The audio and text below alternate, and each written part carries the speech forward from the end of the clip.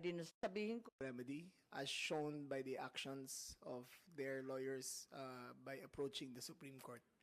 So there was no due process denied, ma'am. siguro sasabihin ko at tatanungin ko kay Attorney Medina, ang ating constitutionalist po rito. Masasabi ba natin na nabigyan si PRRD ng sapat na pagkakataon para alamin itong validity ng kanyang, yung katotohanan ng kanyang pag-aaresto? Ilang oras ba yung sinasabi natin na sufficient time, yung sapat na panahon? Thank you, Madam Chair. Just to clarify, I will just be consistent with the opinion that I posted that there was no reasonable opportunity. That is not to denigrate or cast aspersion on the character or competence of our officials. And also, I have very limited facts when I wrote the opinion.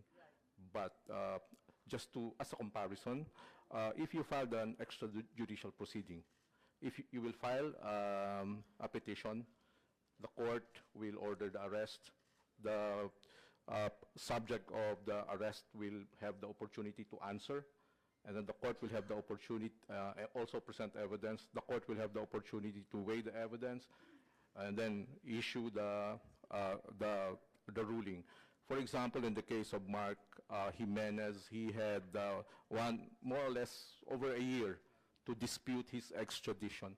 So if that would be the standard, that might be considered reasonable opportunity to be heard. So yung sinasabi nila na naka-10 oras na nag-iintay, talagang panay pa rin ang tutol, hindi sapat na panahon yun. Kasi magpipila ka pa ng kaso, magdadraft ka pa ng petition, dadalhin mo pa. Hindi po ba? So hindi pa rin sapat kahit sabihin natin matagal sila nandun sa airport? I will just be consistent with what I wrote, Your Honor.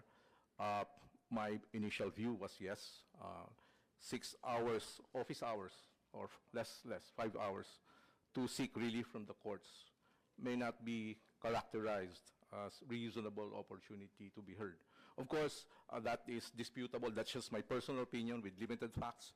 I'm sure the officers concerned have good reasons, and that can easily be disputed in court.